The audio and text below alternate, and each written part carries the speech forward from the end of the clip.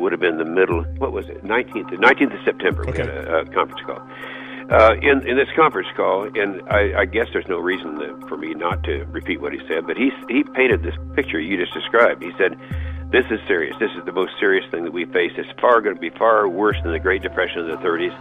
And all these things, he was very descriptive of exactly what would happen if we didn't buy out these toxic assets, which he abandoned the day after he got the money.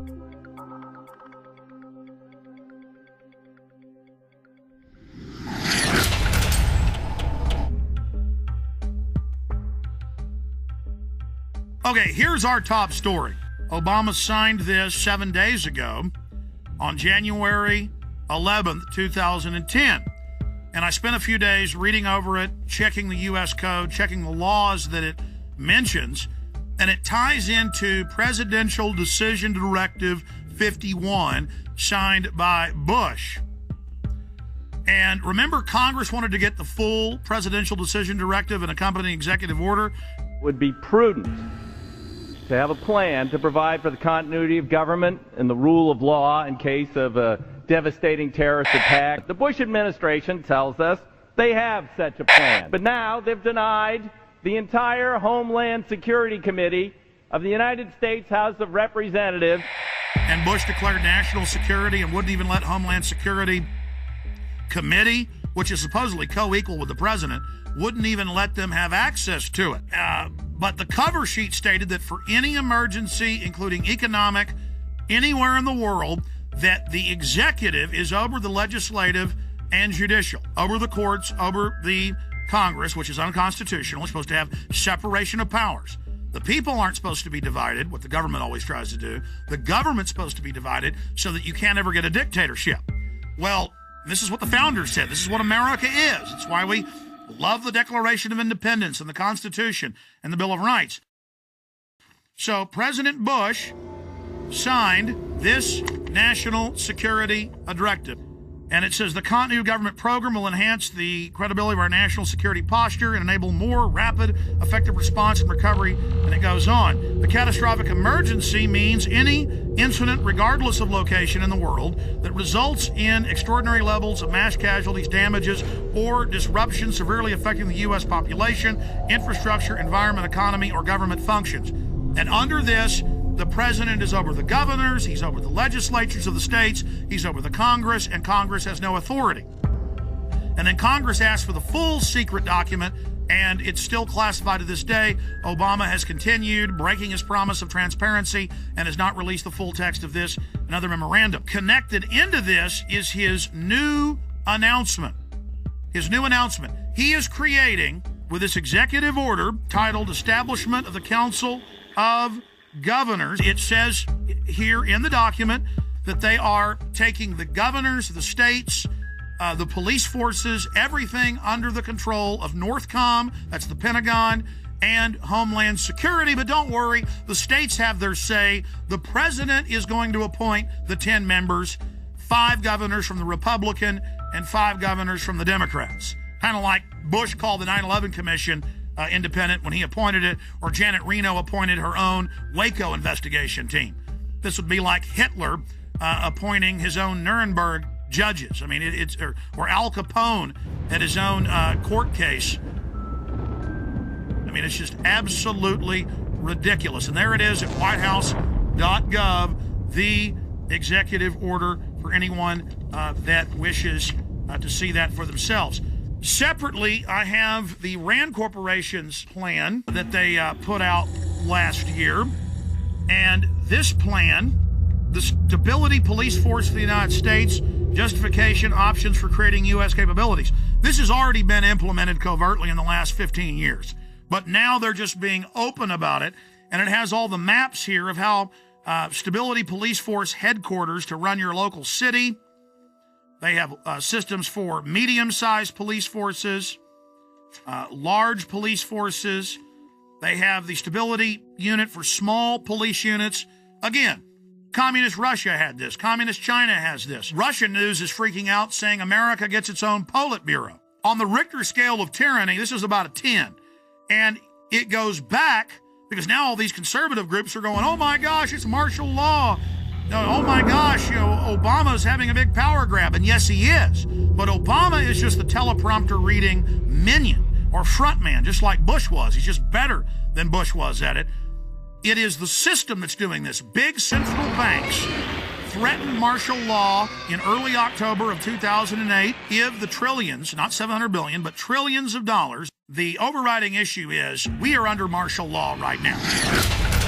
In 1986, under Rex 84, they opened 12 secret Army camps to test if they could keep them secret while they held federal. Now they hold state prisoners as well. Federal prisoners would then be given a few years off their sentence if they agreed to not tell family about it and to go to the labor camps. It is a labor camp, and under the revised military rules, it allows any U.S. citizens to be put in it under forced labor. Here is the Civilian Inmate Labor Camp Program, Army Regulation 210-35. It's exactly 30 pages long. I suggest you Google Civilian Inmate Labor Camp Program. Even if you don't have a computer, go to the library. This is important. Now, this is the big piece of news. This is to establish setting up prison labor camps, negotiations with correctional systems representatives to establish prison camps, governing criteria, civilian inmate labor camps, policy statement, governing provisions for operating civilian inmate prison camps on Army installations, procedures for establishing a civilian inmate prison camp on Army installations, infrastructure, inter-service, interagency, and interdepartmental support agreements, working with local police at the FEMA camps. In 2002, I published my book, Descent into Tyranny. I've been covering it since 97 when it was declassified, but I put it in my book, Descent into Tyranny. This sucker was set up in 1986 at 12 camps. It's since doubled to 24. And from 86 to 97, secretly at labor camps, U.S. citizens, non-military prisoners, were worked on FEMA camps. Now, this was beta testing. They would tell them, you'll be given leniency and only serve half your sentence if you agree to labor. The minute you don't, you'll be sent back on these military bases, but you can't tell anybody national security. See, they were testing, can we keep camps secret from local police or get them to work with us? Can we keep camps secret from the media? So for 11 years, they kept this sucker secret. Reagan, Bush, Clinton. And then Clinton declassifies it and says it's a good thing in 97, and they double the number. We had secret copies of this when I first got on air in about 95, 96, with just the cover sheet of it, and people made fun of us and didn't believe it. Then it was declassified. This is from Army.mil. So here it is, the big kahuna. This is just one section of these, training the troops, training the infrastructure, creating the larger cadres to expand the archipelago of gulags.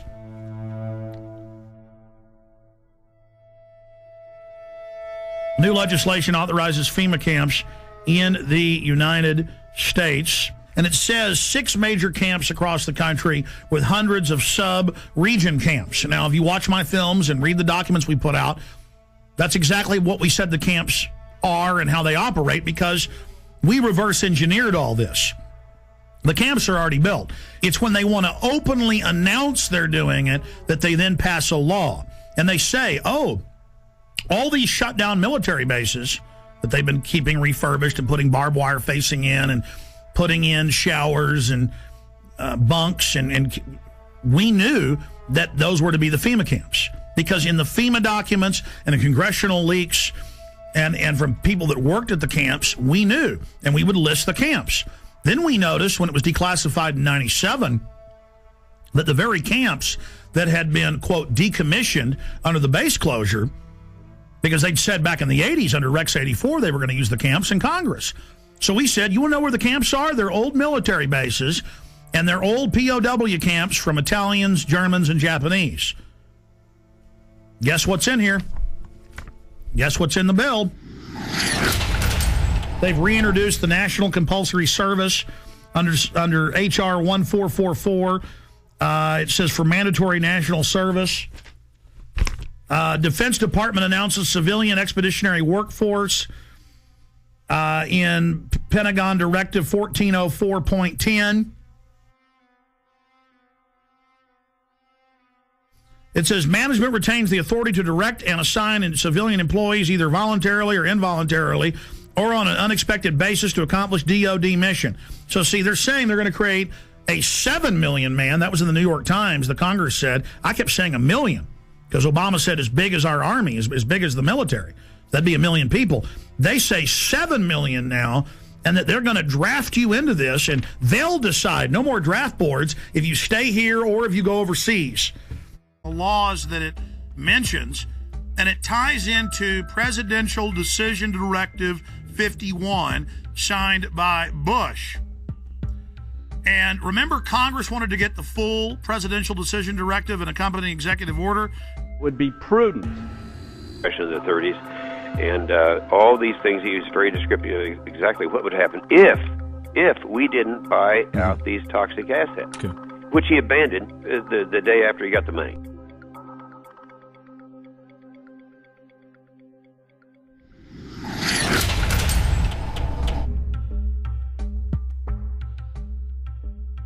Okay, here's our top story. Obama signed this 7 days ago on January 11th, 2010. And I spent a few days reading over it, checking the U.S. code, checking... To have a plan to provide for the continuity of government and the rule of law in case of a devastating terrorist attack. The Bush administration tells us they have such a plan. But now they've denied the entire Homeland Security Committee of the United States House of Representatives. So it would have been the middle, what was it, 19th of September, we had a conference call. In this conference call, and I guess there's no reason for me not to repeat what he said, but he painted this picture you just described. He said, this is serious. This is the most serious thing that we face. It's going to be far worse than the Great Depression.